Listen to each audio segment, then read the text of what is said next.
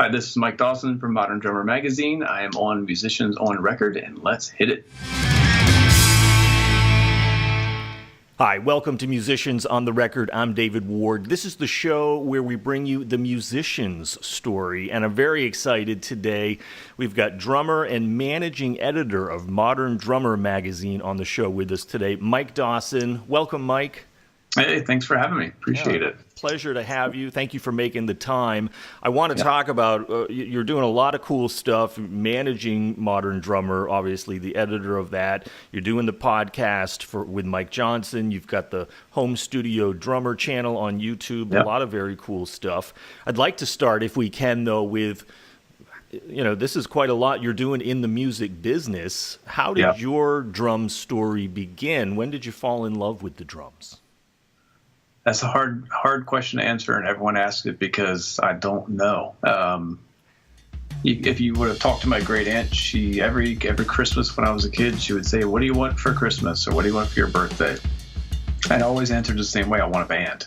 I mean, from as earliest as I can remember. So, a band. I think there were two things. I was a kid that was heavily influenced by MTV. It became a 24-hour network when I was like 5 years old or something like that. So that was my babysitter after school. I just watched MTV and Van Halen and, all those bands, Michael Jackson, it all became just an obsession. Prince.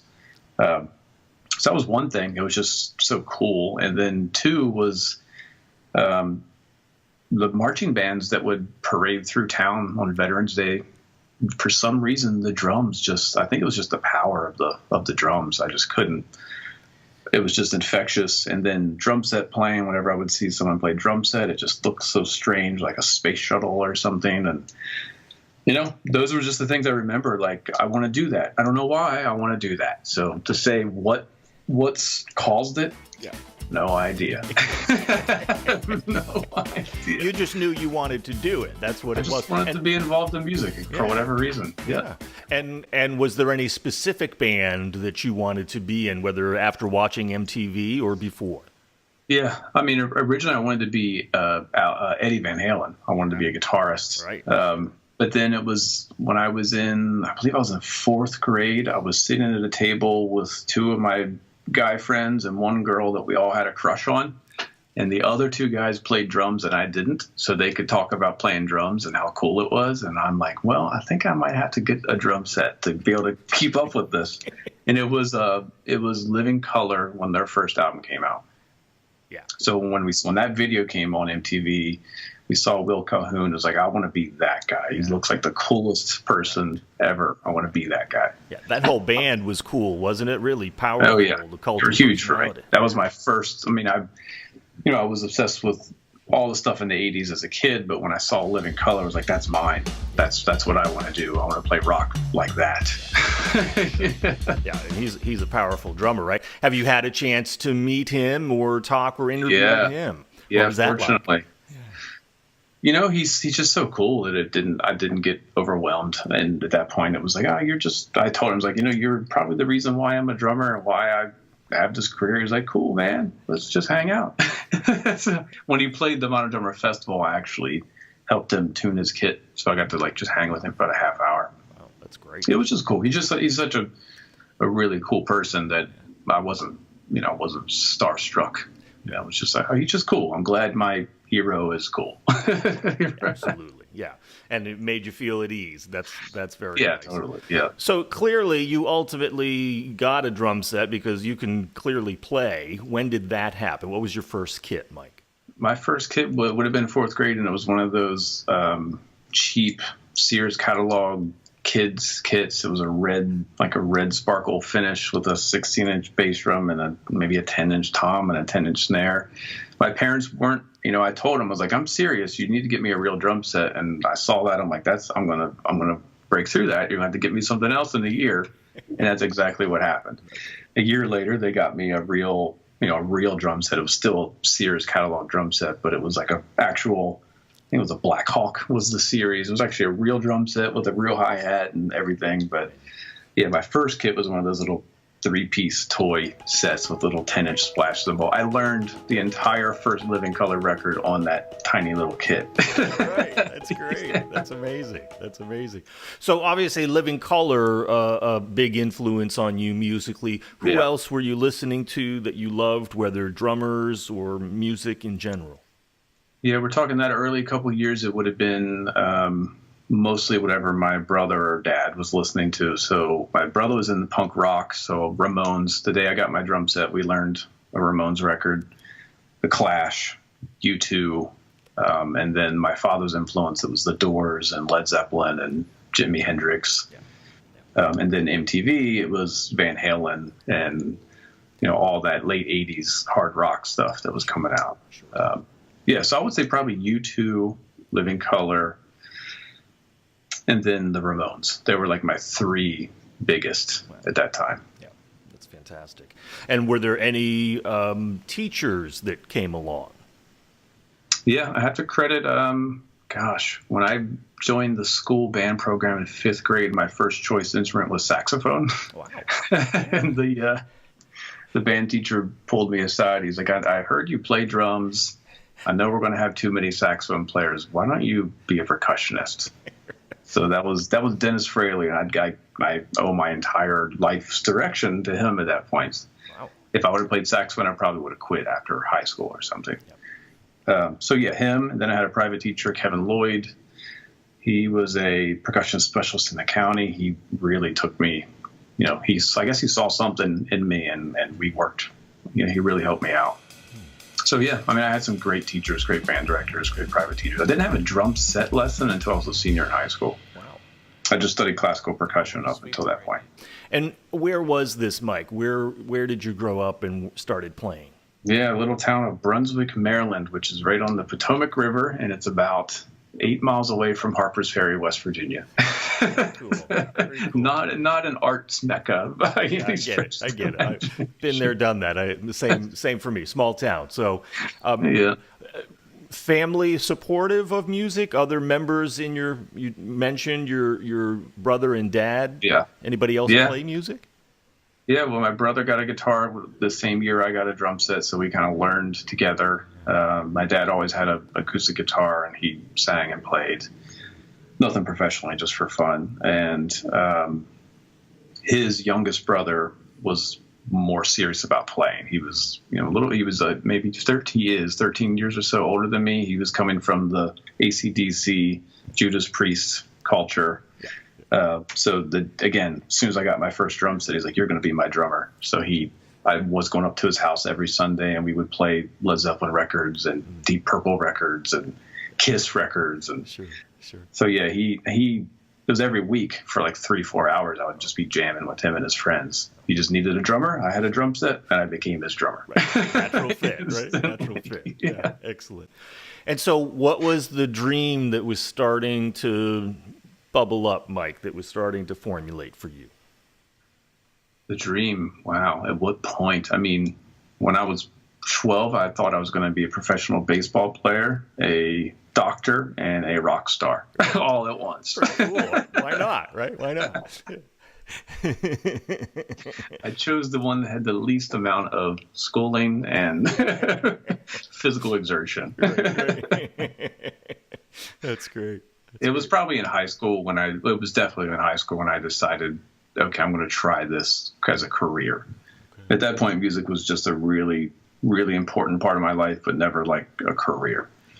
So senior in high school, I had to decide, am I going to go to college and pursue medicine, or am I going to go to college and pursue music? And I decided to study music education for the idea that I could have a job when I graduated. Okay. And that's where I went. And where'd you go to school? Undergrad at West Virginia University. Okay. And then graduate school at the University of Arts in Philadelphia. Great. What were some of the biggest lessons that you learned, not only just music theory, but how to be a musician? Undergrad, the biggest lesson I learned was that it isn't easy. The career is not easy. And I kind of learned the hard way that you have to make sure that you're really passionate about it, because the rewards are usually not easy to come by, per se, you know. Right. So I learned. I mean, I wasn't until I was a senior in college that I realized that I probably don't want to be a band director. Okay. Like I didn't find that super fulfilling to go into a classroom and teach a bunch of kids. Yeah. So I was like, all right, well then that's kind of off the table. Now I've got to really buckle down and become a good player, because now if I'm going to try to perform, I'm now competing with my heroes to get work. You know? Right, no doubt. So that's the biggest lesson, was just the amount of hard work and determination and just almost stubbornness it takes, I think, to succeed in music. Yeah. Was the dream of being in a band still there, or did the dream start changing? I was always there to a degree, but, you know, I very quickly got into being a freelance musician, started playing a lot of jazz, and the idea of working for money became the thing. Yeah. I always played in original bands, but, you know, we always hoped one day we'd get a record deal, but, you know, that's, especially back then, it was kind of the end of the major label cycle. So it's like, all right, it's fun, but I'm still going to go put a tuxedo on and play these weddings, whatever I need to do. Yeah. I've never had an actual job up until Modern Drummer. Is that I've always made money teaching music, writing music, or performing music. Okay, wow. And what was that like with the family of saying, hey, Mom and Dad, I want to try to make music my career? Yeah, they just sat me down and said, are you serious? If you're serious, we'll support you. Yeah. If, you know, just make sure this is exactly what you want to do. No, they've been 100% supportive from the very beginning. I think I threw them a curveball when I decided I was going to go to music school rather than pursue medicine. But you know, yeah, they didn't really bat an eye. I have to give them a lot of credit for that. Well, that's cool. That's cool. So they were really supportive then. So you're out there playing gigs, playing professionally, trying to make it in the music business, and somehow, you talked about baseball a minute ago, sort of left curve or curveball came your way. Modern Drummer shows up, which I imagine you were familiar with before. How did that gig come about that you got to be managing editor? Yeah, well, the short story is, in graduate school, I took a class called music journalism, and it was taught by my predecessor at Modern Drummer. So he would come down once a week, maybe 2 days a week, and I was actually assigned to be his assistant as well. So if he came down to teach, you know, a freshman drum set class or whatever, I had to be there to, you know, make copies of his handouts and just kind of assist. So every time he came down, I was in his face. So basically, and he taught that music journalism class that I was in. So I just took to the subject matter. I'd never written really anything before. I'd never done any kind of journalism before, creative writing. But I'd been reading Modern Drummer since 1991 or something. So I just, the content of Modern Drummer I was very familiar with, and I was and still am a huge drum nerd. So everything drums and drumming I'm completely obsessed with. So I just took to the concept of editing and writing very quickly, and he saw something at the end of the year. He said, hey, we actually need to bring another editor on board. I'm going to put your name in the list for recommendations. And that's literally how it happened. Amazing. I mean, I had an article published when I was still in grad school. And then the end of the year, I was offered the job. So I had maybe 90 days between graduating and having a job, which was kind of, I mean, I couldn't have asked for a better blessing. Right, that's amazing. That's amazing. Can you give us a typical day in the life of the managing editor at Modern Drummer? Typical day. Up early. I'm usually testing products in the morning before I come to the office. So there's the drum set, cymbals, whatever. I'm usually making some kind of a demo video or something. If not every day, it's most days I'm doing that. I have to come in at 9 o'clock, so I'm here. And then I just usually, most days, it's usually a mix of trafficking articles from freelance writers, whether it's product reviews or educational things or whatever, making sure the photos and everything is going in and out the way it needs to. Proofreading articles that are ready, about to be published. Sitting down with the rest of the editorial staff to discuss new ideas and what we want to do in the future. What else? always researching, checking out new bands, checking out new drummers. I mean, I'm probably on YouTube. YouTube is always open, so at any time I see a drummer's name, I'm just looking for them. What are they up to? Who are they? What do they got going on? And that's pretty much between that. I mean, that takes up a whole day. And then we just do it again. Yeah, right. That's busy. That's busy. You certainly, I'm sure, have evolved in your writing. When you're getting article submissions from freelance writers, what are you looking for? What makes a good article in Modern Drummer or any other kind of publication? That's a really good question. I would say having a unique angle on the subject matter is usually the best thing. Something that's not, beautifully written can be reworked. I can make something flow. I can improve someone's flow. I can't improve the way they think and compose their ideas. So if it's a clear, concise, compelling idea, I almost always accept that over something that's really flowery and beautifully written, but when you start whittling away the words, you're like, there's nothing there. There's actually nothing there. It's just a bunch of words. So that's always what I'm looking for. It's just give me something to chew on, concept-wise. Obviously, the massive change that's happened with print publications, yeah. the internet, and everything going more electronic, how has that affected the business aspect? I mean, as you see in the entire industry, it's caused a bit of turmoil all around. I mean, there's fewer bookstores, there's fewer places to buy printed products, there's fewer paper mills, there's fewer, so just the distribution chain is definitely smaller. The pool of people who are interested in advertising in print media is getting smaller and smaller. A lot of consolidation in our industry as a result. So, everything is just getting tighter and tighter. But we've seen that people who want to read Modern Drummer want to read the magazine. They still want the print. So we are very fortunate to have a very dedicated readership that still likes the tactile version of the magazine over the online version, even though we offer it online as well. So we're very fortunate in that regard. And, we're having to pivot into new products that are digital based and all that. But, it's definitely a tough industry, but, it's still here. Exactly. Yeah. And I don't see you guys going anywhere. We're not giving up the drums easy, right? So yeah, right. What would you say the split is between print copy and electronic copy for Modern Drummer?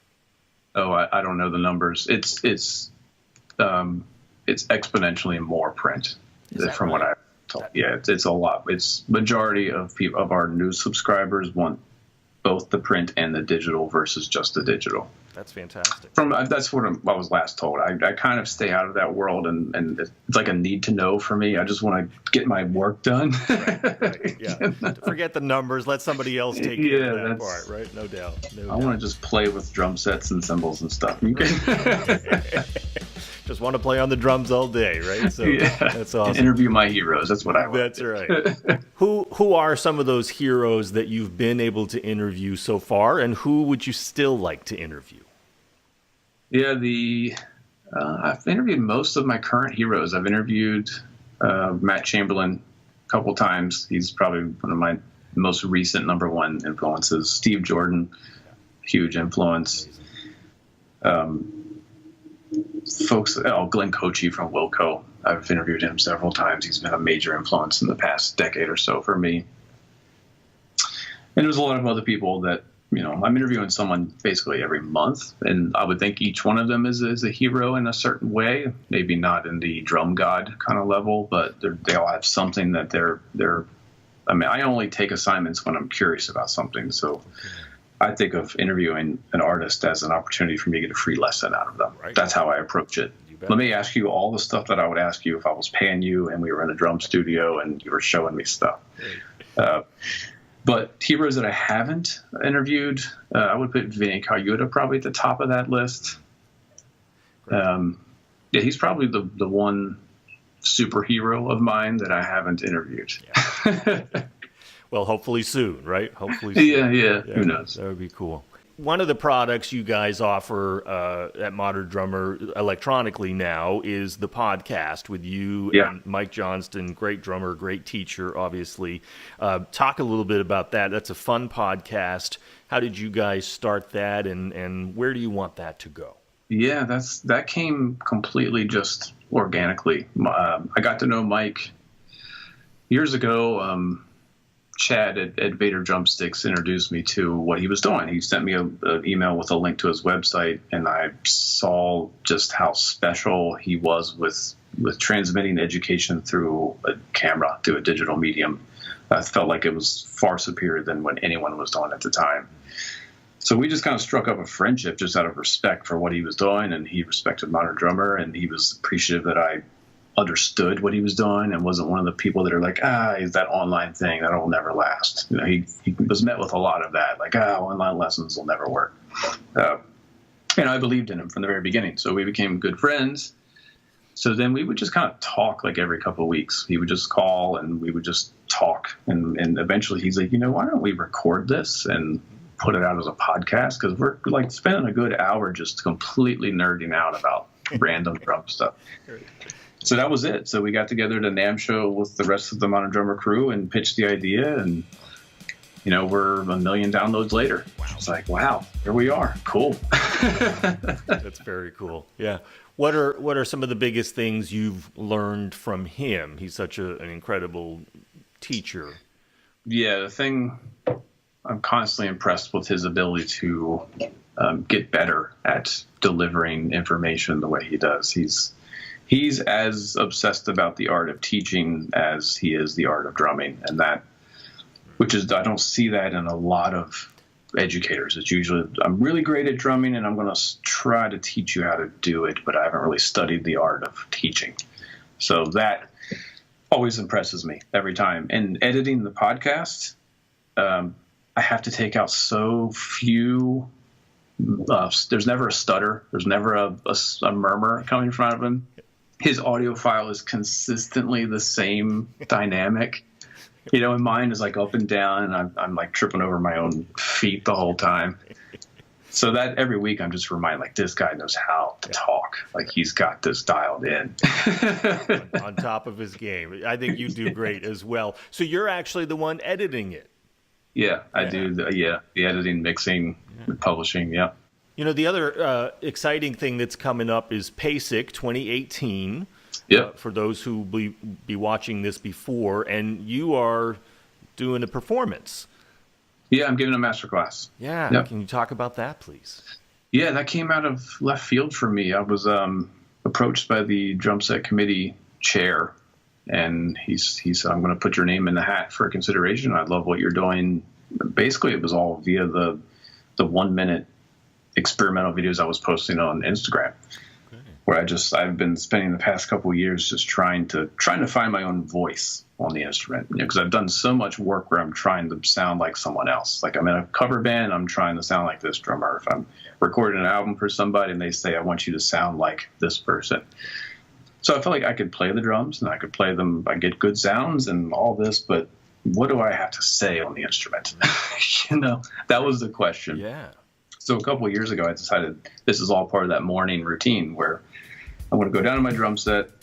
I'm going to fire up some electronic things. I'm going to loop some stuff, and I'm going to jam over top of it. And then later that night, I'm going to post a 1 minute excerpt from that.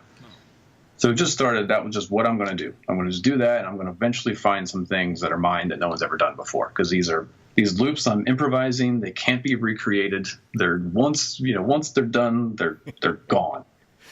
So he saw that, and he really digs it. He's become a good friend and a fan, and he put my name in consideration, and they offered me a time slot. So that's great. I've been going to PASIC since 1994, so it's pretty, to finally be the one on stage. I'm not nearly as overwhelmed with fear as I thought I would be. Great. Which is good. I think maybe I'm actually ready to do something like that. Fantastic. Yeah. Can you talk about PASIC in general, and maybe you don't have to, of course, but any kind of sneak peek of what your performance, your master class might be? Yeah, PASIC, for anyone who hasn't been, it's the Percussive Art Society International Convention. It is one of a kind, where drummers, percussionists from all around the world come together and share their ideas via clinics and master classes and performances of new works and performances of classic works. Manufacturers can bring their new gear and put it in the exhibit hall for anyone to check out. So it's been a really inspiring event for me, especially coming from a small town and not having access to, I don't know what the actual drum industry was like when I was 14, 15 years old. So be able to go to Atlanta or Nashville and see everyone from the drum industry come together and like, okay, that's the level, that's the bar, that's where you need to be in order if you want to really be successful in this business. So for that, it's been great. So I try to keep that in the back of my mind as I've been going every year, mostly for work, and I don't want it to become like, oh, it's another work thing. I've got to go do this so I try to keep that 15-year-old version of myself who was standing at the bar with Chad Smith, who was my favorite drummer of all time at the time. Wow. Dom Famularo, who was the first drum clinic I'd ever seen. John Blackwell, who was unknown at the time. Yeah. He was, I think, maybe had done a couple gigs with Shaka Khan or something. Wow. Tony Royster Jr., who was 8 years old, so he was there. All these people in one little spot, and then here I am, just completely green to the whole experience. So anyway, I'm super honored, and I'm glad that it still exists. I think every drummer should go to PASIC at least once just to kind of get a reality check, a little bit of like, that's what it means to be a professional. You got to do that, Yeah. So my presentation is going to be essentially a summation of one thing that I developed to help my students and myself find their own voice. One routine, simple routine of practicing restricted ideas. So single strokes and doubles with the right hand. So you can play single strokes and you can double the right hand whenever you want, but you got to just play them constantly, just in 16th notes, no breaks, no pauses, and make some music with it. Right. What are you going to do? Right. How are you going to apply? Is it going to be a groove thing? Is it going to be a solo thing? Is it going to be a mixture of both? So that's going to be the idea, and I'm going to bring some of my looping toys to mess around with. That sounds great. Talk about your teaching then. How are you teaching? Do you have private students? How does that work for you? I do. I teach at a local school here near me where I teach beginners, like children, one night a week, which is, again, keeps me in perspective of how hard it really is to play the drums from the ground up. Those first 4 or 5 years of drumming are just so challenging. And you can see why kids quit, because 5 years and they still can't play a song. It's like, what am I doing? So I do that once a week. I teach a lot of Skype lessons with more professionals and semi-professionals and adults, and that's been surprisingly quite effective. I teach a journalism course where I go down to Philadelphia in the spring and teach a writing class. So I try to maintain the connection to the educational side of it. I think it's important, again, not only for me to help out and share ideas, but just to kind of give back. I feel like I've had this weird experience of I'm interacting with the greatest drummers on earth, and that was never like an objective of mine, and like I need to share some of that, give that back. It's fantastic. I totally agree. Your YouTube channel, The Home Studio Drummer, is that also part of your teaching? It's becoming that. Originally, I had this idea a few years ago where I wanted to use YouTube to teach people how to record drums from their home studio, because I felt like that was a niche that was not being really serviced. Everyone was talking about spending thousands and thousands of dollars and going to big studios, and I have a working studio in my basement, and all the crap that's gone into making that sound good, So I originally that was the goal, like our home studio drummer, I'm going to share everything about doing this from your house. Never really getting that off the ground. It's kind of shifting more into a place where I'm dropping, some product reviews and things, some demos on drums that maybe older drums that Modern Drummer won't review, but I love. So I'm going to talk about those. I have a Snare Drum of the Week series I just started where I'm going through some random vintage things and newer things. But most importantly, I'm using it to drop ideas, that some of these lesson ideas that I'm using to workshop for clinics and PASIC. So I'm putting up, basically what I'm trying to do is record my entire clinic presentation in video form, mainly so I can look back and say, okay, that's not working, or that is working, or I should use that piece, but not that piece, or this needs more development. I have a hard time. I don't have a good perspective on myself while I'm doing it, so I want to record it. Sure. So I'm posting them there, and I'm asking all of, anyone who subscribes to try these things out, give me some feedback. I'll be happy to honor any criticism. I want criticisms, so that's kind of the goal.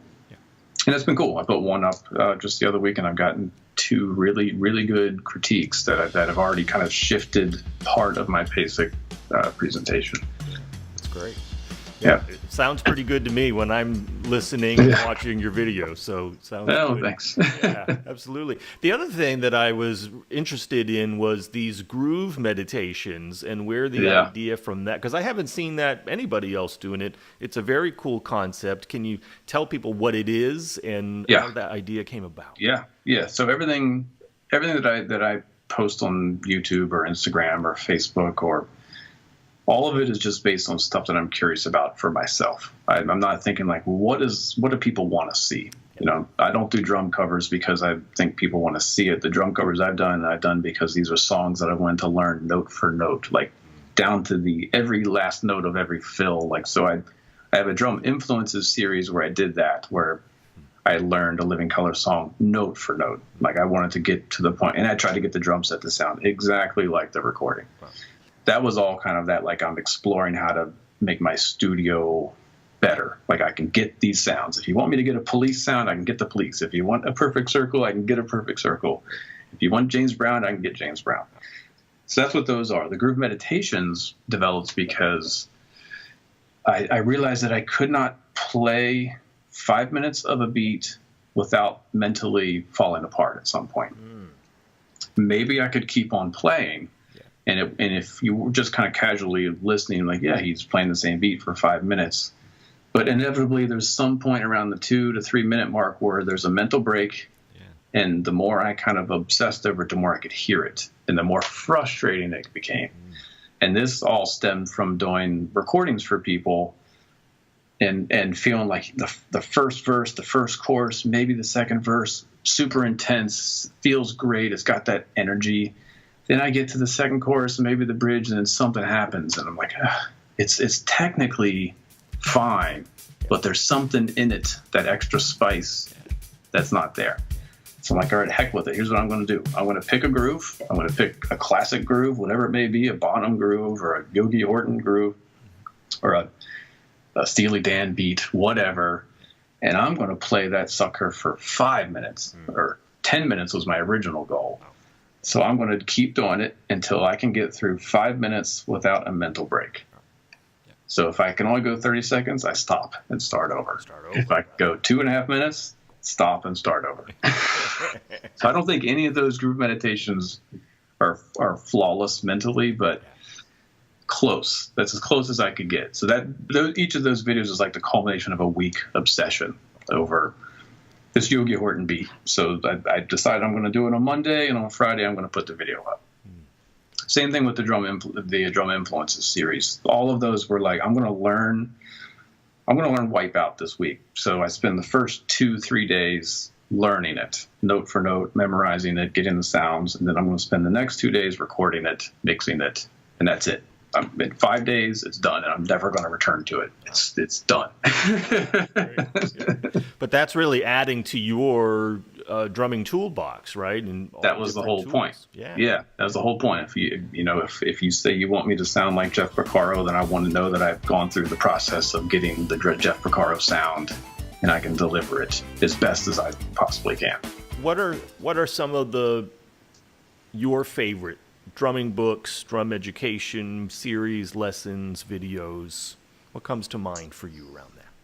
A couple things in the past few years that have been pretty revolutionary. I think Benny Grebb's 2 DVDs, The Language of Drumming and The Art and Science of Groove, I think they kind of summarize so much of what many different people were teaching, but yet in a way that's so focused. And I think if you can actually practice what he's teaching in those videos, you're gonna achieve results much more than I think from just like randomly grabbing these resources separately from different things. So I think Benny Greb's 2 DVDs are huge. I think Jojo Mayer's first video, his hand technique video, changed the game, and it kind of made it obsolete for anyone to touch that subject for a long time.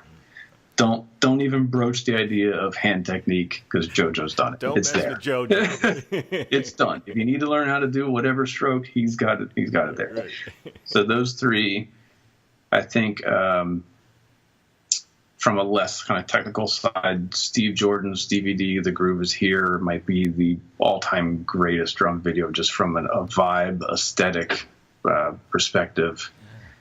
I mean, I can watch that just as pure entertainment, and it's awesome. I'm gonna have to look that up. I hadn't heard of that one. Yeah, I mean, it's a simple premise. He's essentially either playing with a trio or duo, different styles, or he's just playing beats. Like, this is the beat that I played with the Pretenders or whatever. Wow. But to see and hear him do it, it's like that's the way you play a groove, you know.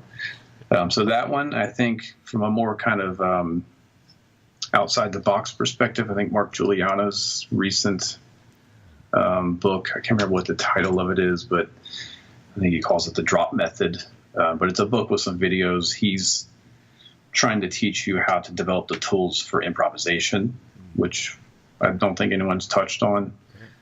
There's been quite a few. I think Mike Johnson's website was a game changer for just some of the best online content you could ever find. Aaron Sterling, he's another one of my favorite drummers. He's got 3 or 4 awesome master classes on his website, The Sound of Sterloid, where he's a top session drummer in LA and Nashville, I guess, at this point. So, he's coming from a place of like, this is I'm the real deal guy, but he doesn't present himself that way. It's very self-effacing, and he'll mess up and like, well, that sucked, and he'll just like throw the sticks down. So that's entertaining and also really informative of what it's like to be a session drummer in 2018. Sure. Yeah, there's a lot. I mean, most of the really great stuff has been video based in the past few years. Well, and another one I've seen you do some covers on your home studio drumming is Jim Riley's Survival for the Modern Drummer, right? Yeah, that's amazing. Yeah, that's probably good. I'm glad you called that out. That might be the best play along book I've seen. Whereas the quality of the play along tracks is really superior to most of what's out there. It doesn't sound like he cut any corners by using sequenced keyboard parts or anything like that. It's real musicians playing real instruments in the styles, the proper way to play the styles. Yeah, that one's great. Really, really good. An amazing drummer, Jim Riley, right? So yep. The other thing we mentioned that is a hidden gem that I didn't know until you said is that 40, maybe 44 or 40 plus years of archives, Modern Drummer, exists somewhere on the website, on the app. Where can people find that? Where can I find it? It's in the app and it's on moderndrummer.com. It's hidden behind the login paywall, but there's a button that says archive. So if you just click that button, it'll take you to the area where you'll see all the covers of, since issue number 1 up until the one that's currently out, and you can scroll through it. Most of them have been turned into responsive format, so they read better on your tablet or your iPhone. So whatever orientation you hold it, the text will actually change. But until we get all of them done that way, there's still some that are PDF based. So you'll actually see the original layout from the magazine. But yeah, every issue ever made is available, and I don't think we do enough publicizing that. Well, we're promoting it today, so people. Yes, you can subscribe just to that. If you only wanted to just access the archive, you can subscribe to just to that, and you can. It's a monthly thing, so you can check it out for a couple months and cancel or keep it up, or you can add it on to your subscription.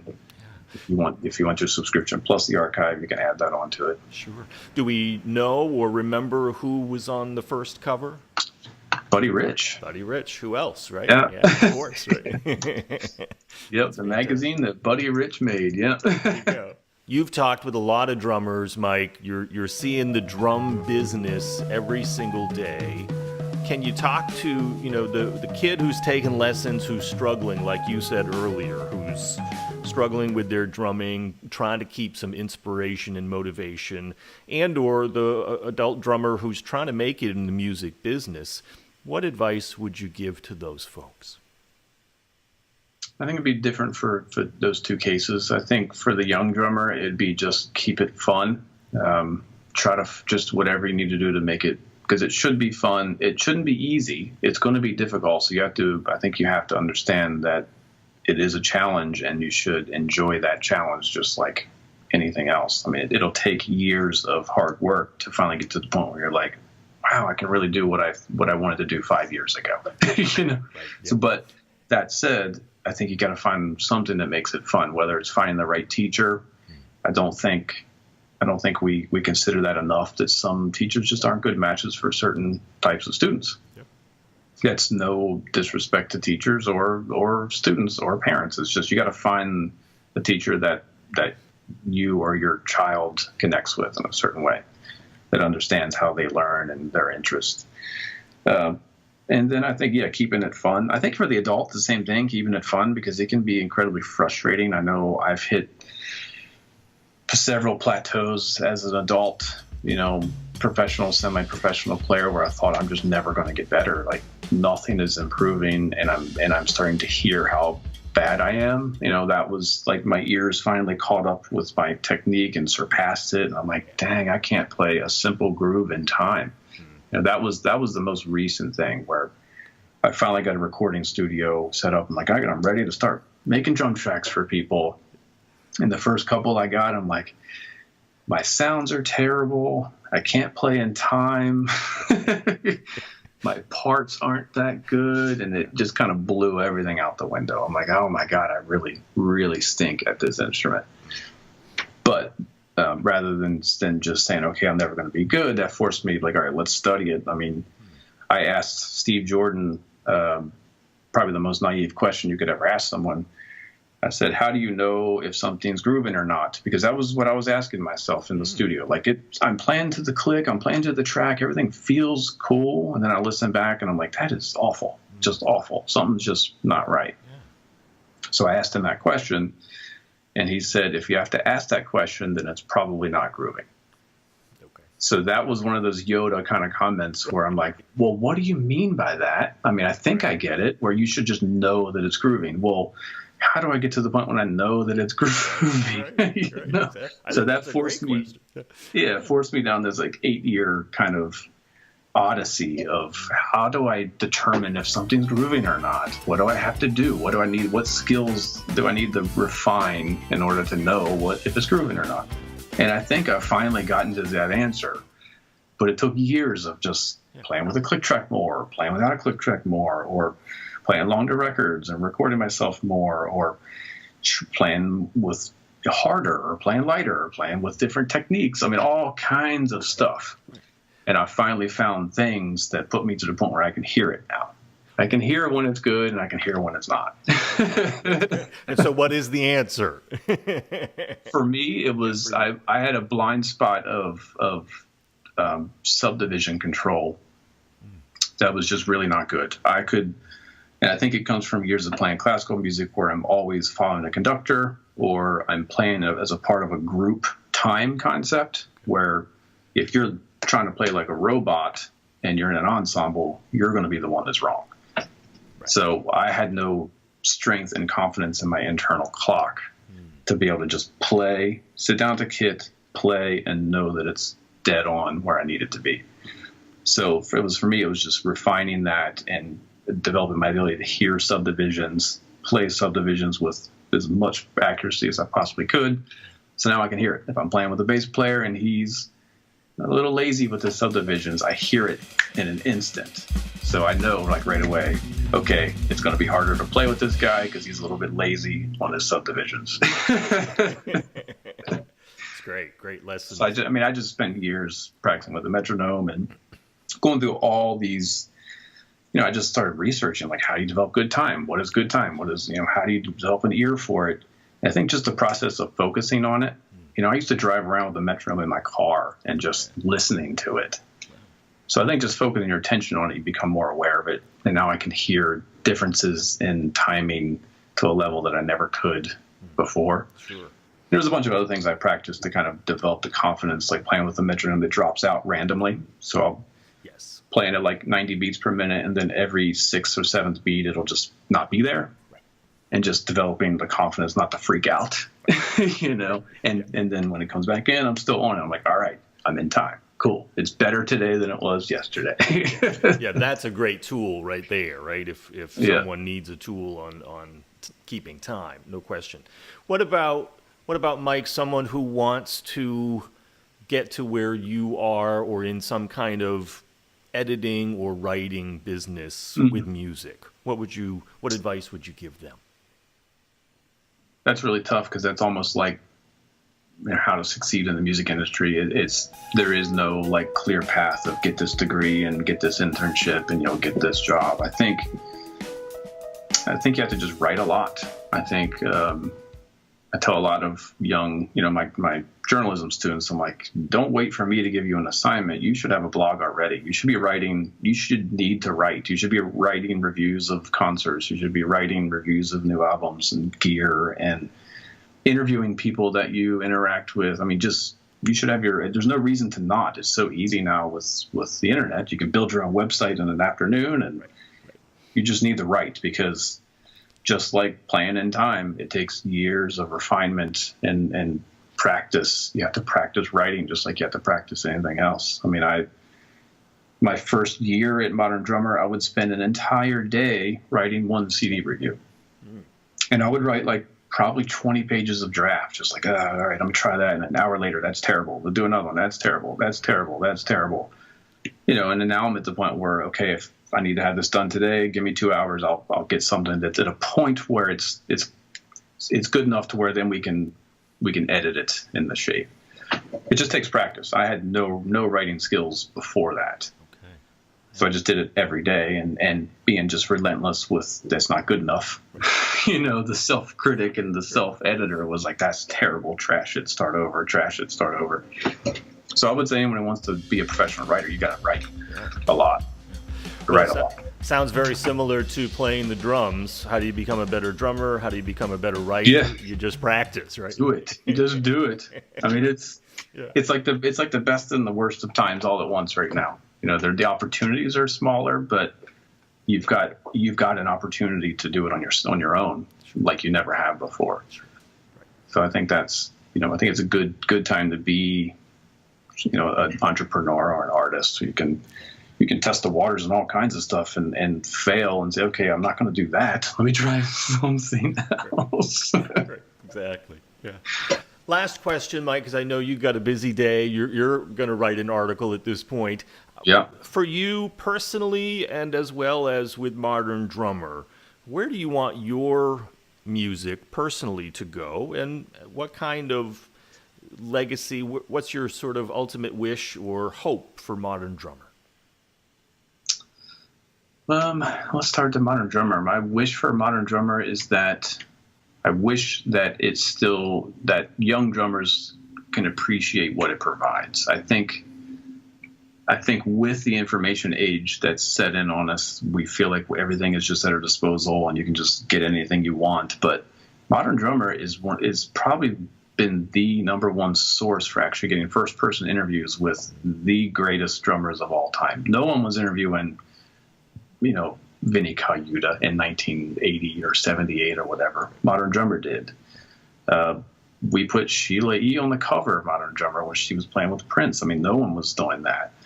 So, and even still today, we're getting access to, the drummer, and I'm Tony Royster, who was touring with Katy Perry. I mean, we're getting access to the best of the best, and we're trying to ask them the most insightful, nuanced kind of questions to kind of share, like, this is what it takes to do this. If you want to do this, these guys are giving you, maybe not explicitly, but somewhere in this interview, you're getting a nugget of wisdom. And I know for me personally, I had so much of an advantage over all my peers because I was the one who read Modern Drummer every month, cover to cover. I knew what it took.